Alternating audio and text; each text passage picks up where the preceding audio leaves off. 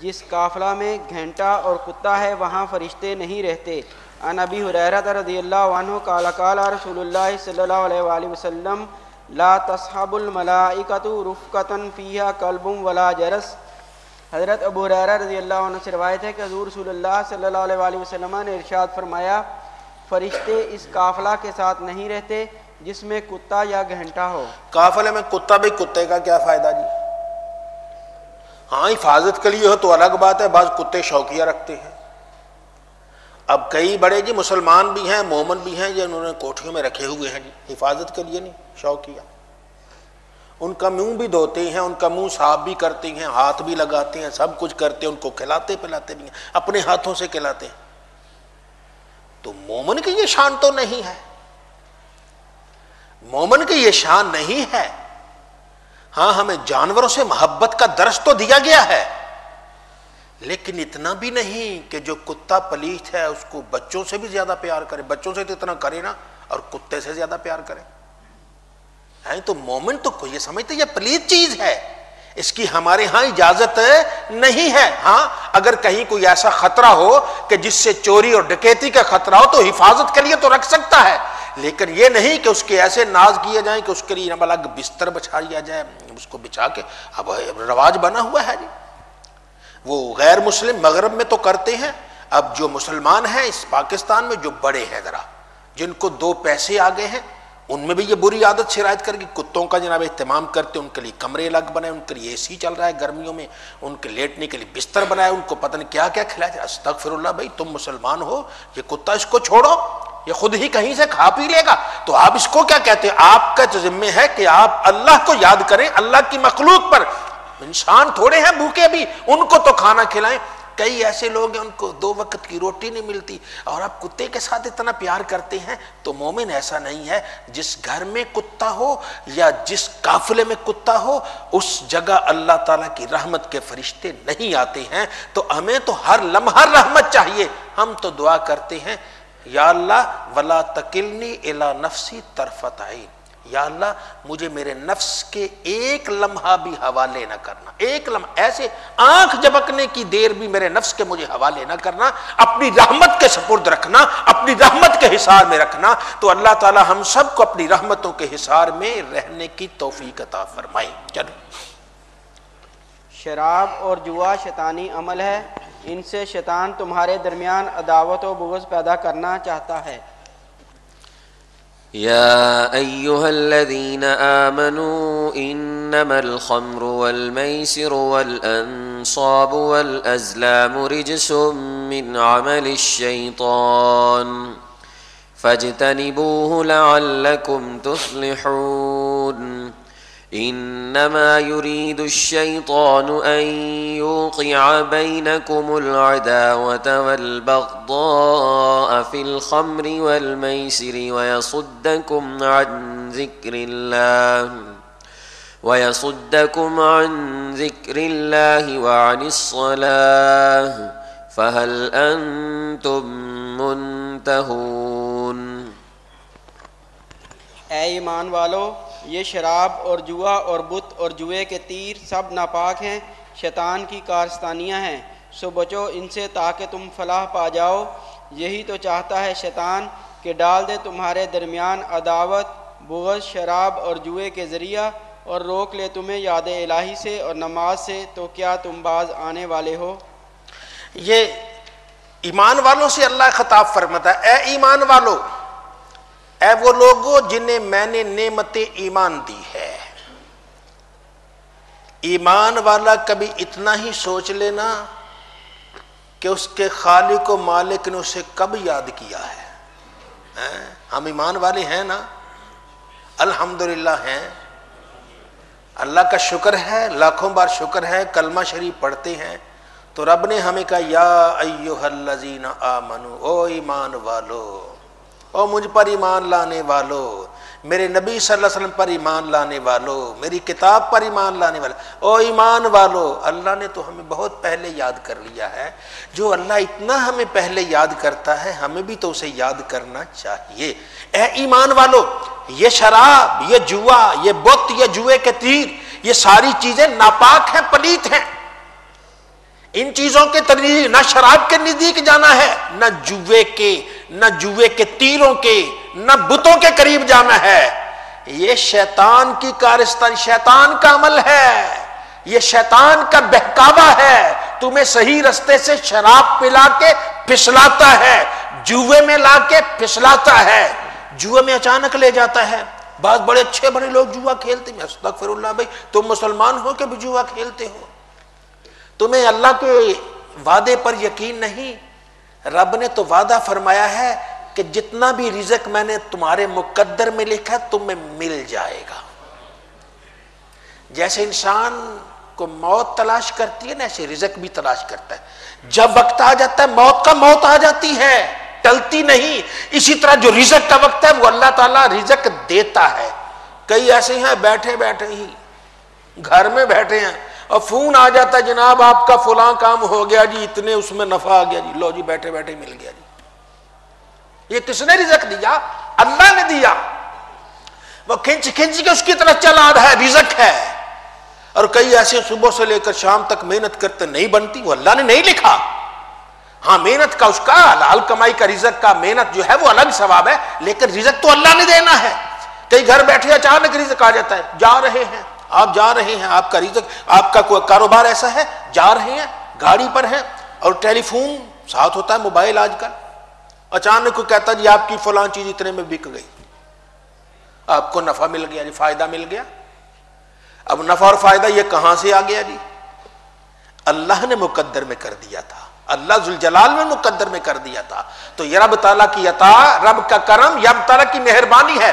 تو رزق تو اللہ دیتا ہے، تو اس رزق کے پیچھے اتنا نہیں، اس رزق کے پیچھے اللہ کی یاد کرتے ہیں، اٹھتے بیٹھتے رب کو یاد کرتے ہیں۔ ہاں رزق کے پیچھے صحیح طریقے سے جانے والا نبی کریم صلی اللہ علیہ وسلم ارشاد میں التاجر الصدوق الامین مع النبیین یوم القیامت، سچا اور امانت دار تاجر قیامت کے دن نبیوں کے ساتھ ہوگا۔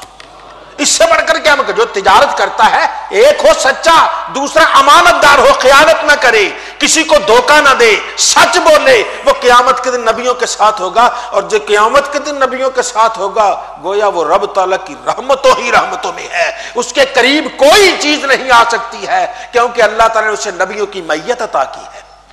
تو یہ چیزیں انسان ایسے ہی چلتا ہے، ان سے کیا ہوگا؟ سکون ملے گا۔ کہتے ہیں خمر شراب پیتے ہیں جب ہی سکون ملتا ہے، اور تو نے ذکر الہی کا سکون لیا ہی نہیں، اس میں کیا سکون ملے گا؟ اللہ کہتا ہے الا بذکر اللہ تطمئن القلوب، دلوں کا اطمینان تو اللہ کی یاد میں ہے۔ وہ سمجھتے نہیں جی یار پریشانی تھی، ذرا پی لی میں نے، وہ پریشانی دور ہو گئی ہے، نہیں پریشانی، وہ اور پریشانی آ جاتی ہیں۔ کیسا ہے؟ تو اللہ تعالی ہم سب کو اس بری بیماری سے محفوظ رکھے۔ ایک بزرگ فرماتے ہیں میں نے دیکھا ایک آدمی، وہ اس نے شراب پی تو شراب پی کر زیادہ پی کر گر گیا، گلی میں گرا ہوا تھا، تو ایک کتا اس کا منہ چاٹ رہا تھا، جھاگ آ رہی تھی نا، منہ چاٹ رہا تھا۔ اب اس کا کتا منہ چاٹے۔ اللہ تعالی ہم سب کو اپنی رحمت میں مالا مال رکھے، اس کے کرم کے ہم امیدوار ہیں۔ تو اللہ تعالیٰ سے ہم یہ امید رکھتے ہیں یا اللہ ہمارا منہ اس لیے نہیں کہ اس پہ کتے چاٹیں، ہمارا منہ اس لیے ہے کہ تیرا فرمان ہے وضو کر کے آ جاؤ مسجد میں، سواب کر کے آ جاؤ، جب تم بارگاہ میں کھڑے ہوگی اللہ اکبر کہے گے تو تمہارے لبوں کے ساتھ فرشتے لب لگا لیں گے، تمہارے منہ کے ساتھ فرشتہ منہ لگائے گا۔ ہمارے منہ پہ فرشتہ منہ لگائے، اور جس کے منہ پہ فرشتہ منہ لگائے گا اس جیسا بختوں والا کون ہے؟ تو آئیے اللہ کو یاد کرتے ہیں، ان چیزوں سے بچ جاتے ہیں۔ یہ یہاں ایمان والے کا ایمان وہاں پتہ چلتا ہے جب وہ کہیں باہر کسی دوسرے ملک جاتا ہے اور یہ بین الاقوامی وہ فلائٹ ان پر بیٹھ جاتا ہے، وہاں عجب منظر ہوتا ہے، اللہ محفوظ رکھے۔ ایک ہی لائن ہے،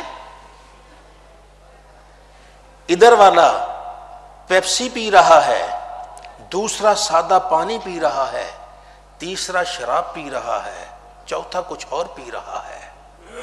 اب وہ عجب منظر ہوتا ہے۔ تو جہاں اتنی پی جا رہی ہو وہاں کوئی اپنے پروردگار کو یاد کر کے اللہ سے ڈرتے ہوئے اس پر منہ بھی نہ لگائے، رب سے اپنی رحمتوں سے مالا مال نہیں کرے گا۔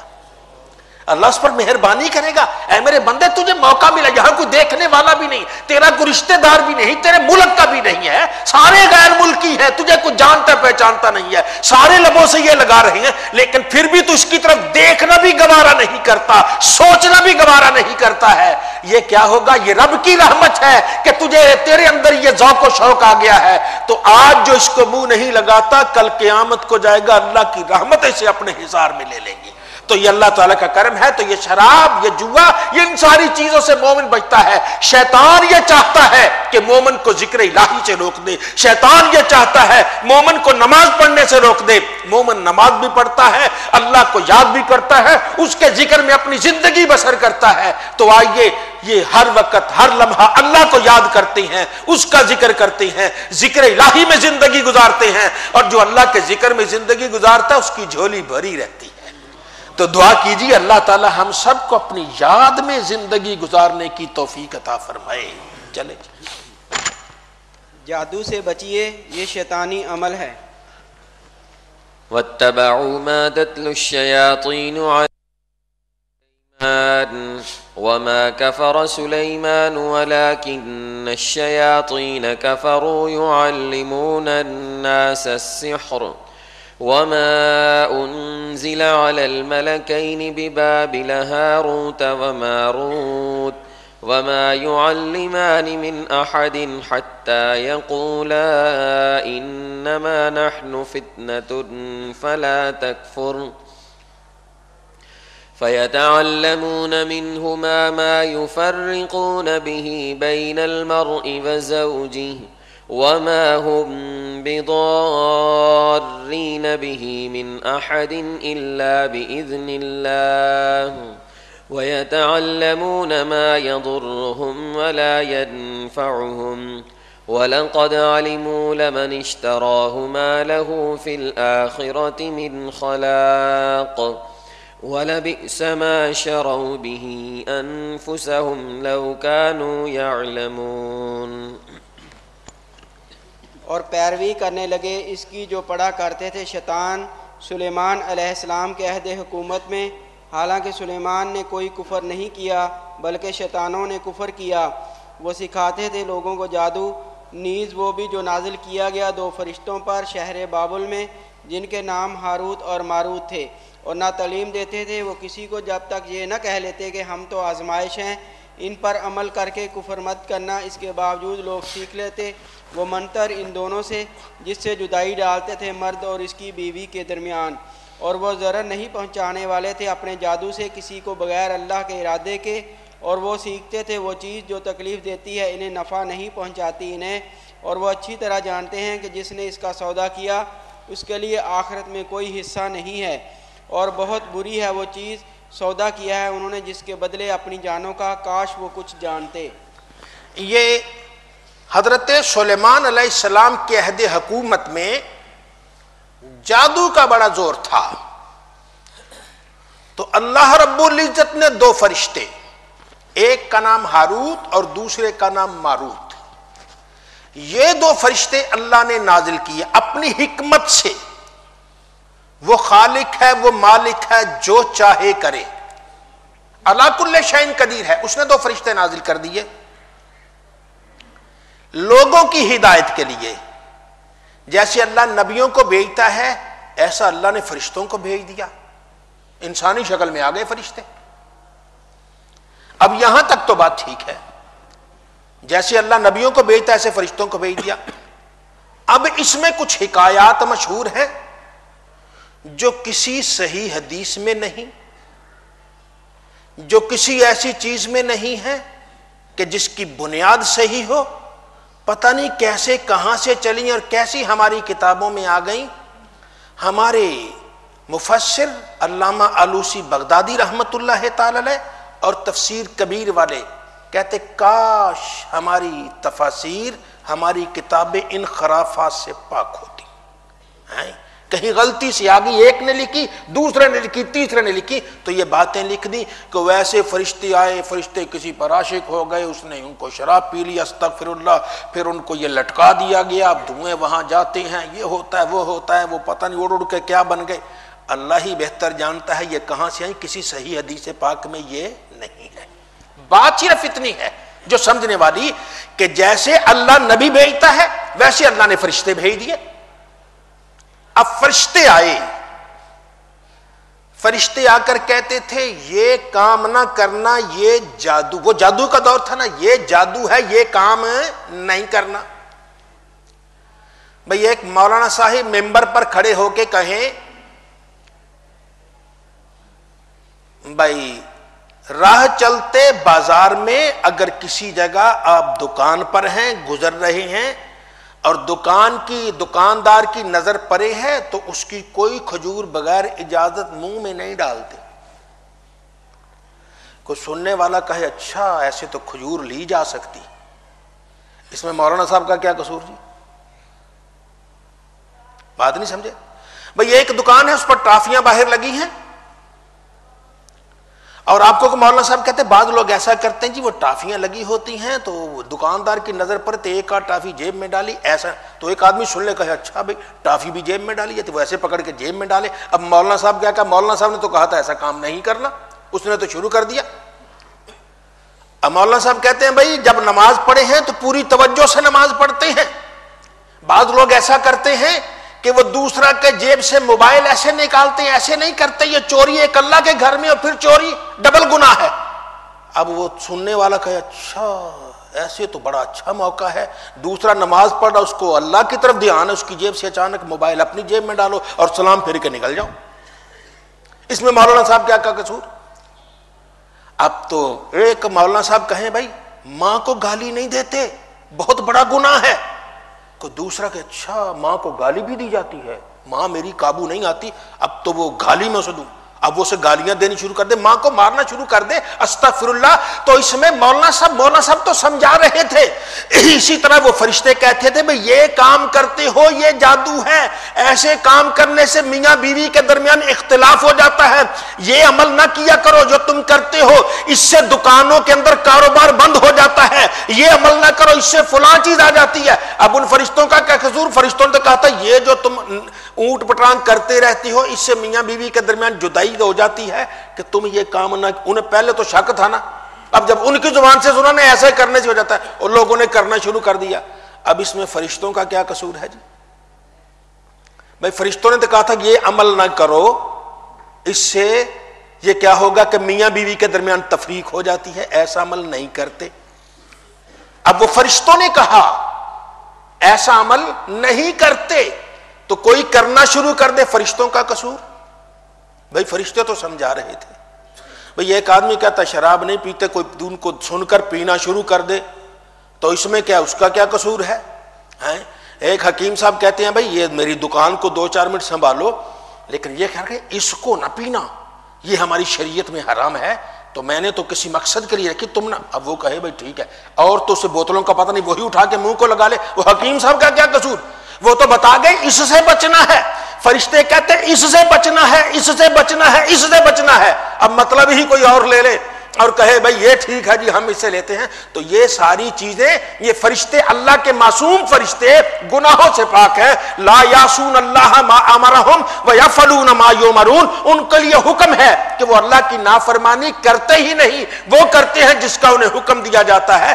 فرشتے تو صرف یہ بتاتے کہ تم نے یہ جادو نہیں کرنا، یہ عمل نہیں کرنا، اس سے لوگوں کا کاروبار بند ہو جاتا ہے، اب کوئی کرنا شروع کر دے تو اس میں کیا قصور ہے؟ تو اللہ تعالی ہم سب کو قرآن پاک کی صحیح سمجھ کی توفیق عطا فرمائے اور نبی کریم صلی اللہ علیہ وسلم کے ارشادات کے مطابق زندگی بسر کرنے کی سعادت عطا فرمائے۔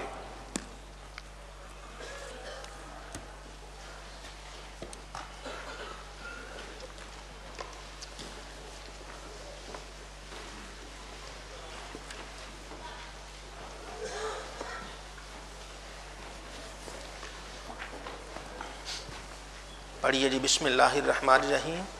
بسم اللہ الرحمن الرحیم۔ مشکات الحدیث صفحہ 536۔ مشکات الحدیث صفحہ 536 جی بسم اللہ۔ جس نے علماء سے بحث و مباحثہ کے لیے اور لوگوں کو اپنی طرف مائل کرنے کے لیے علم حاصل کیا وہ جہنم میں جائے گا۔ عن کعب بن مالک رضی اللہ عنہ قال قال رسول اللہ صلی اللہ علیہ وآلہ وسلم من طلب العلم لیجاری به العلماء او لیماری به السفہاء او یصرف به وجوہ الناس الیہ ادخلہ اللہ النار۔ سیدنا کعب بن مالک رضی اللہ عنہ سے روایت ہے کہ حضور سیدنا رسول اللہ صلی اللہ علیہ وسلم نے ارشاد فرمایا، جس نے علم حاصل کیا تاکہ وہ علماء سے جھگڑا کرے، بحث و مباحثہ کرے، کم عقل لوگوں کو شک و شبہ میں مبتلا کرے، یا اس کے ذریعے لوگوں کے چہروں کو اپنی طرف پھیرے، لوگوں کو اپنی طرف مائل کرے، تو اللہ تعالیٰ اسے جہنم کی آگ میں داخل فرمائے گا۔ ہاں، نبی کریم صلی اللہ علیہ وسلم نے ارشاد میں جو علم اس لیے حاصل کرتا تاکہ علماء سے جھگڑے مناظرے کرے، جی اس سے مناظرہ کرنا، میں نے اس کو چت کر دینا، میں نے اس کو یہ کر دینا، میں نے اس کو یہ کرنا، اگر حق کے بول بالا کے لیے کرتا ہے وہ الگ بات ہے، لیکن کہتا ہے کہ جی میں مخالف کو ذرا مجھ سے کوئی بات تو کرے، میں ذرا اس کو اس لیے میں سیکھتا ہوں تاکہ اس کو میں نیچے گرا دوں، یا کم عقل لوگ جو ہیں ان کو شک و کہیں کوئی بات ہو میں ان کو شک و شبہ میں مبتلا کر دوں، یا جب میں عالم بن ہوں تو لوگ ذرا میری طرف متوجہ ہو جائیں، لوگ میری طرف متوجہ ہوں، کہیں جی بڑا عالم ہے، لوگ کہیں جی یہ فلاں یونیورسٹی کا پڑھا ہے، یہ فلاں جگہ کا پڑھا ہے، یہ فلاں جگہ کا پڑھا ہے۔ پڑھنا کوئی جرم نہیں ہے، پڑھنا تو بڑی سعادت ہے، لیکن صرف اس لیے کوئی باہر جاتا ہے کہ میں جی باہر کی یونیورسٹی کا پڑھا ہوں تاکہ لوگوں پہ دھاک بیٹھ جائے۔ اللہ کے نبی صلی اللہ علیہ وسلم نے ارشاد میں ایسے لوگوں کو اللہ تعالیٰ جہنم میں داخل فرمائے گا۔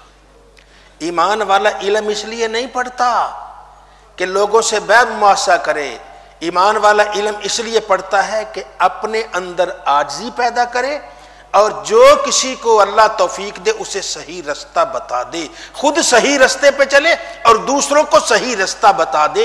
وہ لوگوں کو چہرے کو اپنی طرف مائل نہیں کرتا، اس کی یہ خواہش ہوتی ہے کہ یہ بکھرے ہوئے لوگ اللہ کا اور اس کے رسول کے رستے کی طرف آ جائے، رب کی طرف مائل ہو جائے۔ وہ اپنا میلان نہیں چاہتا کہ لوگ اس کے گرویدہ ہو جائیں، بلکہ وہ یہ چاہتا ہے کہ لوگ آئیں تو رب تعالیٰ کی بارگاہ میں سجدہ ریز ہو جائیں، اللہ کو یاد کریں، اللہ رب العزت کو۔ کہتے نغمہ کو جاؤ من کو جا، ساز سخن بہانائیت۔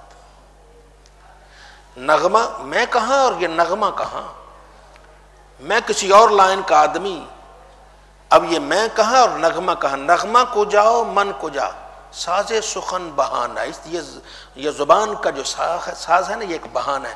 سوے قطار می کشم ناکائے بے زمام راہ، جو بے لگام اونٹنی ہے نا اسے میں قطار کی طرف کھینچ کے سیدھا مدینہ طیبہ کی طرف لے جا رہا ہوں۔ جو بے لگام اونٹنی ہے نا اسے میں بڑے نغمے کے ذریعے، وہ ہودی کھاتے تھے نا، وہ ایک گانا وہ گاتے تھے، وہ گا کر اونٹ مست ہو جاتے تھے، پھر اونٹ ایک لائن میں چلتے تھے۔ کہتے میں کہاں، یہ علم کہاں، یہ ساری چیزیں کہاں، میری تو صرف یہ خواہش ہے کہ اپنی زندگی اس طریقے سے گزاروں، اس طریقے سے لوگوں کے سامنے پیش کروں کہ لوگ یہاں سے کٹ کر سیدھا 1400 سال پہلے سرکار کی بارگاہ میں چلے جائیں۔ جب ایسا ہوتا ہے تو اللہ تعالیٰ اس پہ رحمتیں نازل کرتا ہے، اور جو دنیا کے لیے علم حاصل کرتا ہے اللہ تعالیٰ کو اس پہ عذاب آتا ہے۔ اللہ ہم سب کی نیت درست فرمائے اور نبی کریم صلی اللہ علیہ وسلم کے سچے طریقے پر چلنے کی توفیق عطا فرمائے۔ چلیں، جس علم کے ذریعے اللہ تعالیٰ کی رضا مطلوب ہو، ایسے علم سے اگر دنیاوی دولت مطلوب ہو تو ایسا آدمی قیامت کے دن جنت کی خوشبو تک نہ پائے گا۔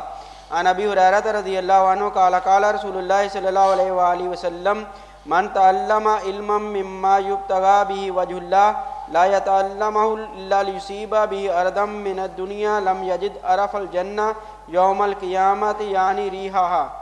سیدنا ابو ہریرہ رضی اللہ عنہ سے روایت ہے کہ حضور سیدنا رسول اللہ صلی اللہ علیہ وآلہ وسلم نے ارشاد فرمایا، جس نے ایسا علم حاصل کیا جس علم سے اللہ تعالیٰ کی رضا چاہی جاتی ہے، اس علم کو اس نے اس لیے حاصل کیا کہ اس کے ذریعے وہ دنیا کا مال و متاع پائے، وہ قیامت کے دن جنت کی خوشبو تک نہ پائے گا۔ اب کوئی علم، یہ علم جس علم کے ذریعے اللہ کی رضا چاہی جاتی ہے، یہ قرآن پر یہ حدیث پاک، اس کے ذریعے کیا ہے اللہ راضی ہوتا ہے، اس کو پڑھنے سے کیا ہوتا ہے اللہ راضی۔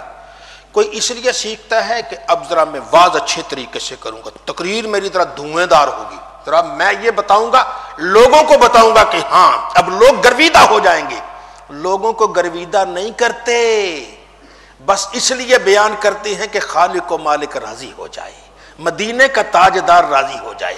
اگر ہم ساری زندگی محنت کر کر کے ایک مرتبہ بھی اللہ کے رسول راضی ہو جائے گویا ہمارا سودا سستا ہے، مہنگا نہیں ہے۔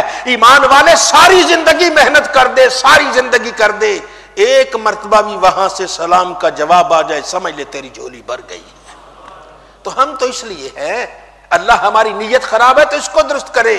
میں اپنی نیت درست نہیں کہہ رہا، ڈرتا ہوں اللہ سے، اس کی بے نیازی سے۔ پروردگار ہماری نیتوں میں فطور ہے تو اس کو بھی صحیح کر دے۔ ہاں، جس کی نیت صحیح ہے اگر وہ ساری زندگی اپنے پروردگار کو یاد کرتا رہے، ایک مرتبہ بھی ادھر سے اس کا کرم ہو جائے تو انسان کی ساری زندگی کی خطائیں ختم ہو جاتی ہیں، اللہ اسے معاف فرما دیتا ہے۔ چلیں جی۔ حضور سیدنا نبی کریم صلی اللہ علیہ وسلم کی دعا ہے، اللہ اس آدمی کو سرسبز و شاداب رکھے جس نے حدیث پاک کو سنا، اسے یاد رکھا اور اسے دوسروں تک پہنچایا۔ مومن تین چیزوں کا گرویدہ ہوتا ہے، اخلاص، خیر خواہی اور مسلمانوں کی جماعت کے لزوم کا۔ عن عبداللہ ابن مسعود رضی اللہ عنہ قال قال رسول اللہ صلی اللہ علیہ وآلہ وسلم نذر اللہ امرأ سمع مقالتی فوعاها وحفظها وبلغها فرب حامل فقہ الى من هو افقہ منہ ثلاث لا يغل علیہن قلب مسلم اخلاص العمل للہ ومناصحۃ ائمۃ المسلمین ولزوم جماعاتہم فإن الدعوۃ تحیط من ورائہم۔ سیدنا عبداللہ بن مسعود رضی اللہ عنہ سے روایت ہے کہ حضور سیدنا رسول اللہ صلی اللہ علیہ وآلہ وسلم نے ارشاد فرمایا، اللہ تعالیٰ اس آدمی کے چہرے کو تر و تازہ رکھے جس نے میری حدیث پاک کو سنا تو اس کو محفوظ کیا، اسے یاد رکھا اور اسے دوسروں تک پہنچایا۔ تو کتنے ہی فقہ کے حامل ہیں جو اسے پہنچاتے ہیں اس تک جو اس سے زیادہ فقیہ ہوتا ہے۔ تین خصلتیں، عادتیں ایسی ہیں جنہیں مومن کا دل ترک نہیں کرتا بلکہ انہیں اپناتا ہے۔ عمل خالص اللہ تعالیٰ کے لیے کرنا، مسلمانوں کے اماموں حاکموں سے خیر خواہی کرنا اور مسلمانوں کی جماعت کو لازم پکڑنا، کیونکہ دعا ان کو چاروں طرف سے گھیرتی ہے۔ نبی کریم صلی اللہ علیہ وسلم نے ارشاد میں نضر اللہ عمران سامع مقال، اللہ اس آدمی کو سرسبز و شاداب رکھے، اس آدمی کا چہرہ تر و تازہ رہے، یعنی سارا ہی تر و تازہ رہے، وہ آدمی تر و تازہ رہے، سرسبز و شاداب رہے۔ کون دعا دیتا ہے؟ نبیوں کے سردار دعا دے رہے ہیں صلی اللہ علیہ وسلم۔ آپ دعا کیا دیتے ہیں؟ اللہ اس آدمی کو سرسبز و شاداب رکھے، ہرا بھرا رکھے، پر رونق رکھے، پر بہار رکھے۔ جس نے میری حدیث پاک کو سنا، اس کو محفوظ کیا، یاد کیا، اسے یاد رکھا اور اسے دوسروں تک پہنچایا، اسے دوسروں تک پہنچایا۔ آپ نے حدیث پاک سنی کہ جو سبحان اللہ والحمد للہ ولا الہ الا اللہ واللہ اکبر کہتا ہے، اللہ تعالی اس کے لیے ہر کلمہ کے بدلے جنت میں درخت لگاتا ہے۔ یہ آپ نے پڑھا، یاد کیا، کسی کو سنا دیا، خیال کیا کہ یہ بھی اس پر عمل کرے، کسی کی بھلائی کے لیے سنا دیا، تو نبی کریم صلی اللہ علیہ وسلم کی دعا ہے کہ اللہ تعالیٰ تمہیں ہرا بھرا رکھے، اللہ تمہیں سرسبز و شاداب رکھے، اللہ مہربانی کرے۔ جو علماء ہیں، جو محراب و ممبر کے وارث ہیں، یہ حدیثیں بیان کیجئے ممبر پر بیٹھ کر، جمعہ کے واعظ میں ویسے بھی، اور یہ دل میں رکھیے کہ نبی کریم صلی اللہ علیہ وسلم کی دعا نصیب ہوگی۔ نبی کریم صلی اللہ علیہ وسلم کی دعا ہے کہ اللہ اس آدمی کو سرسبز و شاداب رکھے۔ جو کاروبار والے ہیں، کہیں کوئی دوست آیا ہے اور ابھی کاروبار میں کچھ سامان لا رہا ہے، آپ بیچ رہے ہیں کچھ سامان، اور آپ نے کسی کو کہا جی سامان لے کے آؤ، دکان ہی سے ابھی وہ سامان لا رہا ہے، تول رہا ہے، اکٹھا کر رہا ہے، باندھ رہا ہے، ابھی 2-4 منٹ ہیں، تو جو آپ کا دوست ہے اس کو کہو یار میں تمہیں ایک حدیث پاک نہ سناؤں، اتنی دیر میں اسے حدیث پاک، پانی بھی آپ پلاتے ہیں ساتھ حدیث پاک بھی سنا دے۔ بھئی سبحان اللہ پڑھنے سے اتنی نیکیاں ملتی ہیں۔ سبحان اللہ والحمد للہ ولا الہ الا اللہ واللہ اکبر جو پڑھتا ہے، یہ کلمات طیبات عرش الہی کے ارد گرد گھومتے ہیں اور اس آدمی کو یاد کرتے ہیں جس آدمی نے ان کو پڑھا ہوتا ہے۔ کیا ہمیں یہ نہیں چاہیے کہ ہمارا بھی کوئی یاد کرنے والا ہو؟ تو یا بار بار کسی کو سنائیں گے، انشاءاللہ کوئی نہ کوئی تو عمل کرے گا. جب کوئی نہ کوئی عمل کرے گا، کوئی نہ کوئی نہیں، یہ پیاری حدیث ہے، انشاءاللہ سارے ہی عمل کریں گے. جب سارے عمل کریں گے تو ان سب کا ثواب بھی آپ کو ملے گا. تو یہ نبی کریم صلی اللہ علیہ وسلم نے ارشاد فرمایا اللہ اس آدمی کو تر و تازہ رکھے، ہرا بھرا رکھے، سرسبز و شاداب رکھے، اس کو خوش رکھے کہ جس نے میری حدیث پاک کو سنا، اسے محفوظ کیا، اسے یاد کیا اور اسے دوسروں تک پہنچایا. کیوں؟ کتنے ایسے ہیں کہ جو ان تک حدیث پہنچے تو وہ اس کو زیادہ یاد رکھنے والے ہو جاتے ہیں. ایک آدمی اس نے کہیں سے کوئی حدیث پاک سنی اور عالم نے وہ حدیث پاک نہیں سنی. اتفاق ہے کہ عالم نے وہ حدیث پاک، لیکن جیسے ہی وہ ایک عام آدمی کسی جگہ سے حدیث پاک سن کر عالم کو بتاتا ہے تو عالم وہاں اس کی گہرائی تک پہنچ جاتا ہے جہاں وہ سننے والا نہیں پہنچا ہوتا. عالم کے پاس علم ہے، اس کا 10 سال تک علم ہے، وہ گہرائی تک پہنچ جاتا ہے. آپ کہیں گے یہ کیسے ہو گیا؟ بھئی ایک آدمی ہے، اس کو یہاں درد ہو رہی ہے، اسے محسوس ہے درد ہو رہی ہے، دیکھنے والے نے بھی کہا کہ اسے درد ہو رہی ہے، لیکن آپ حکیم کے پاس لے جاتے ہیں، حکیم چہرہ ہی دیکھ کے کہہ دیتا یہ درد کیسی ہے. حکیم یہاں ہاتھ رکھ کے کہہ دیتا ہے کہ تجھے فلاں فلاں تکلیف ہے. آپ اسے کہیں گے مجھے ہی بتاؤ. یہاں تم نے ہاتھ رکھا ہے، تمہیں پتا چلا، مجھے بتاؤ کیسے پتا ہے؟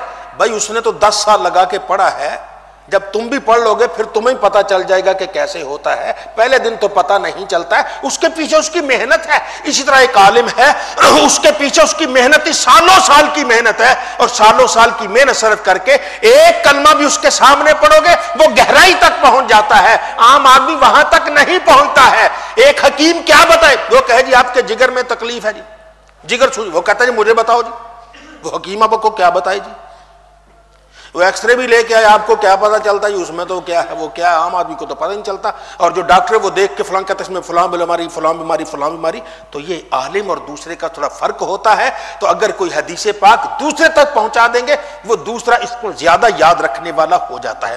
پھر فرمایا 3 خصلتیں ایسی ہیں کہ مومن کا دل اسے ترک نہیں کرتا بلکہ اسے اپناتا ہے. ایک تو عمل اللہ کے لیے، ایک عمل اللہ کے لیے ہے، اور دوسرا مسلمانوں کی جماعت کو لازم پکڑنا، ایک عمل اللہ کے لیے، اور دوسرا جو مسلمانوں کے حاکم ہیں ان سے خیر خواہی کرنا. مسلمانوں کے حاکم سے خیر خواہی کرنا. جو مسلمانوں کے حاکم ان کے خلاف سازش نہیں کرتے، ان کی خیر خواہی کرتے. ہاں اگر آپ کے پاس کوئی قوت ہے، طاقت ہے، ان کی خیر خواہی کیجیے، انہیں صحیح رستے پہ لگائیے.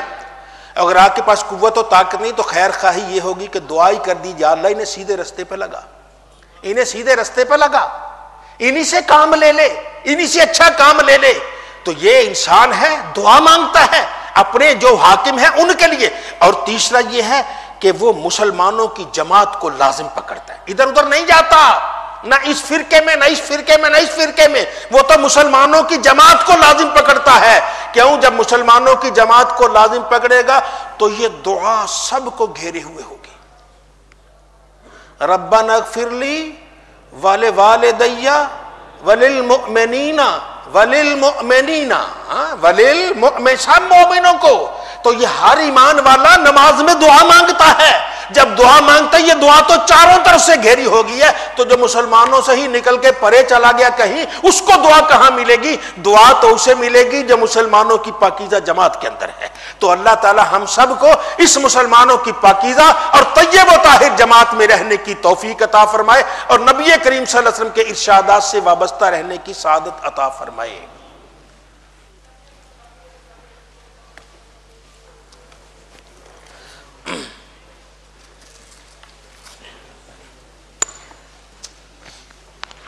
یہ بچہ بیمار ہے، ان کے لیے دعا کریں.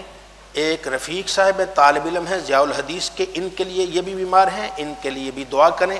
اللہ تعالیٰ شفا عطا فرمائے.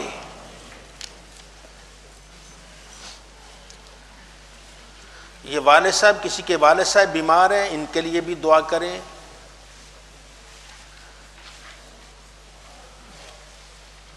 یہ کئی ہیں، ضیاء اللہ نام ہے، کافی مسائل میں بیچارے گھرے ہوئے ہیں. اللہ تعالیٰ ان کو تمام مصیبتوں سے چھٹکارا عطا فرمائے۔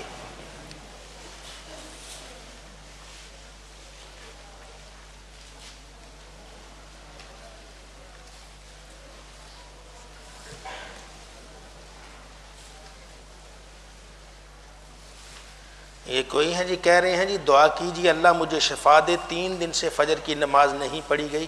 اللہ تعالیٰ سب کو محفوظ فرمائے اور سب کو اپنی عبادت اور وقت پر اپنی بندگی کی توفیق عطا فرمائے۔ اللہ تعالیٰ سب کی مشکلیں آسان فرمائے، سب بیماروں کو شفا دے، سب تعالیٰ کی پریشانیاں دور فرمائے۔ اللہم صلی علی سیدنا محمد وعلی آل سیدنا محمد صاحب الوجہ الانور والجبین الازہر صلی اللہ علیہ وسلم۔ ربنا تقبل منا انک انت السمیع العلیم وتب علینا انک انت التواب الرحیم۔ اے اللہ ارحم الراحمین، جتنے احباب ہیں جس نے دعا کے لیے کہا، جو لکھ کے دیے مولا ان کی پریشانیاں دور فرما، جس کے دل میں بھی کوئی ہے مولا ان کی دعائیں قبول فرما، جو گھر سے پیاری نیت سے آیا ہے مولا ان کی نیتیں قبول فرما، ہمیں حدیث پاک کے علم سے مالا مال فرما۔ رب العالمین قیامت کے دن جن کے چہروں کو تو تر و تازہ فرمائے گا ان میں ہم خوش نصیبوں کو بھی شامل فرما، ان خوش نصیبوں میں ہمیں بھی شامل فرما۔